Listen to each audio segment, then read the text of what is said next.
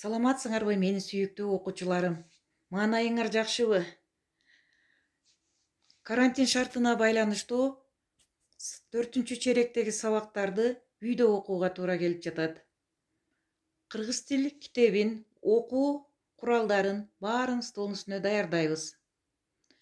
Бүгүнкү өтүлө турган тема кайталоо. 3 чейректин акырындагы бөлүмдү кайталап, эске салып, берилген тапшырмаларды аткаруу менен эске тутуу, ой жүгүртүүбүз өнүгөт, бири-бирибизди угуп, сыйлоону үйрөнсөк, анда бүгүнкү сабагыбыз максатына жетет. Мезгилдерди атап айткыла. Алдыңарда 4 мезгилдин сүрөттөлүшү турат.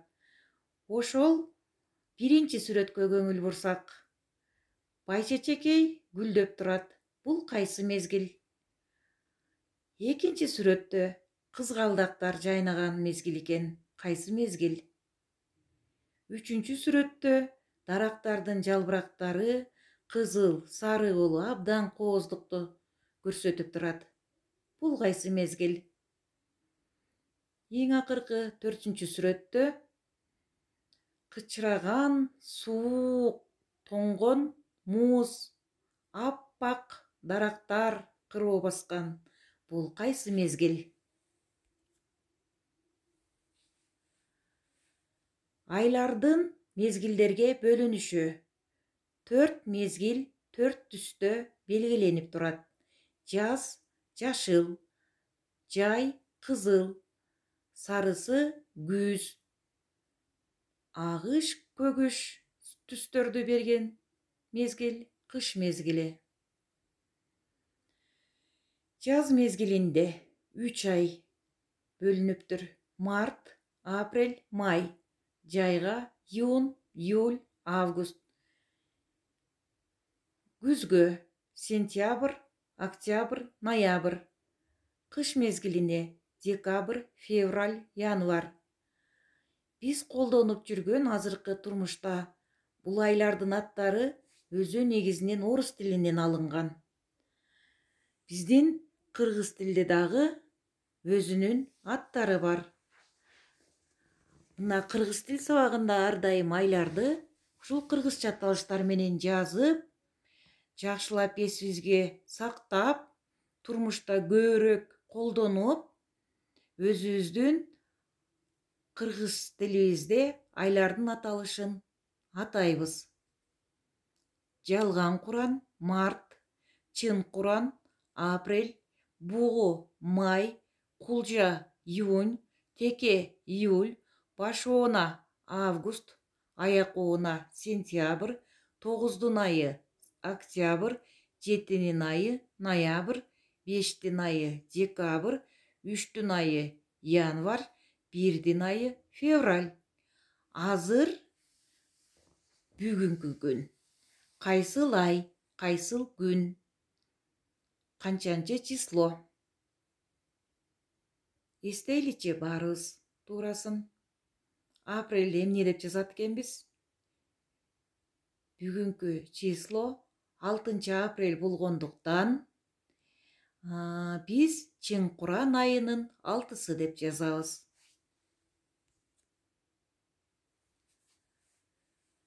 Андан кийин биринчи күн болгондуктан дүйшөмбү деп жазабыз. Андан кийин класста жазуу деп бул биринчи көнүгүүнү иштейбиз. Биринчи көнүгүүдө апта күндөрүн толуктап, айтып, дептерге көчүрүп жазабыз. Бир жумадагы 7 күндүн аталышын туура, сулуу жазабыз. Биринчи күн дүйшөмбү. Бул өзү берилиптир толук бойдон.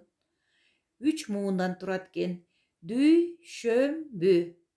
Экинчи күнүбүз кандай аталат? 3-чү күнүбүз, 4-чү күн, 5-чи күн, 6-чы күн жазылыптыр. Ишемби. 3 муундан туруптур. Андан кийинки 7-чи күнүбүз жек, экинчи муун берилбей калыптыр. 3-чү мууну би. Ошентип балдар Булардын баарын толуктап дептерге жазабыз. Ал эми экинчи көнүгүүбүз ким көп билет дейт.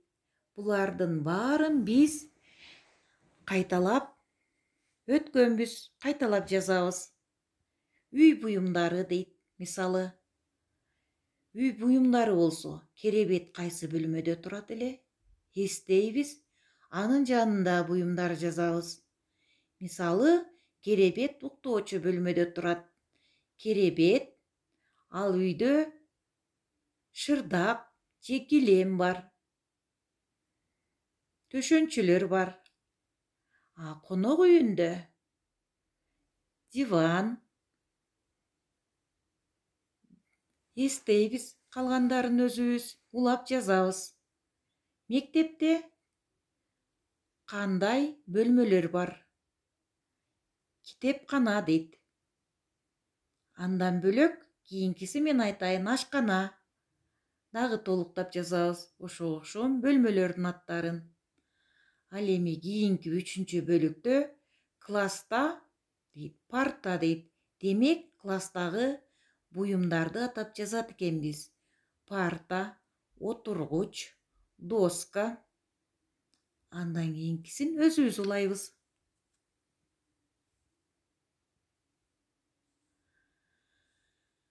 Кана балдар,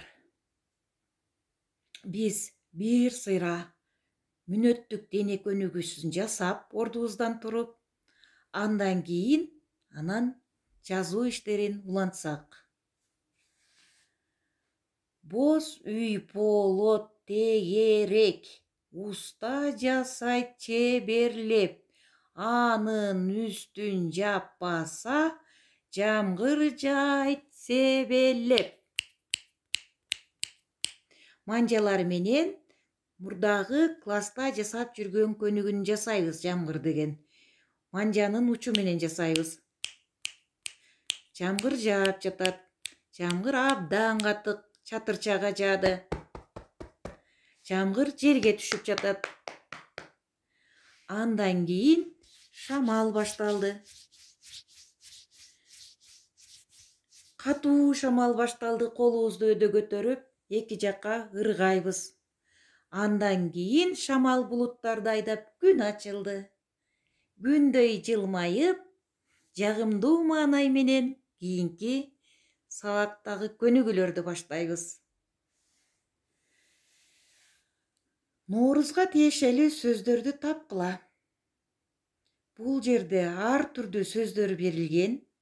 Туура окуп, Ноорузга гана тиешелүү сөздөрдү атайбыз. Бөлүп. Боорсок, сызгыч, майрам, алма, сүмөлөк, 21 март, китеп, алас, жаңы жыл, боорсок, байчечекей, таттуу, кереге, уук, буудай. Ушул сөздөрдүн ичинен кайсы сөз Ноорузга тиешелүү? Бөлүп атайбыз.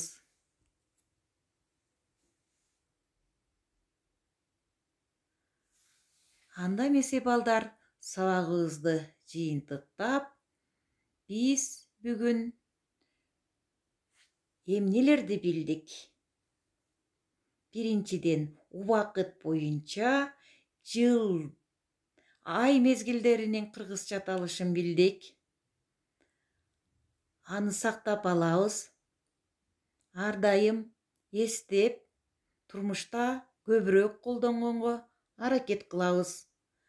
Андан кийин апта күндөрүн эсибизге салдык.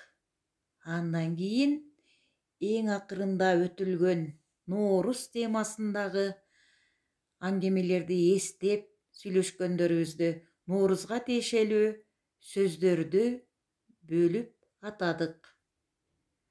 Мына ошентип балдар, бүгүнкү сабагыбыз акырына чыкты. Үйткө тапшырма, биздин үй бүлөдө кандай китептерди окуйбуз деген тема берилет. Бул суроонун аркасында ойлонуп, үй бүлөбүздөгү апабыз, атабыз менен сүйлөшүп, китепкананы карап, өзүбүзгө ылайыктуу китептерибиздин аталышын атап жазып келебиз. Эскертип кетүүчү, бул китепкана десем түшүнбөй жүрбөгүлө, үйдөгү китеп бурчубузду карайбыз. Анда балдар саламатта болгула.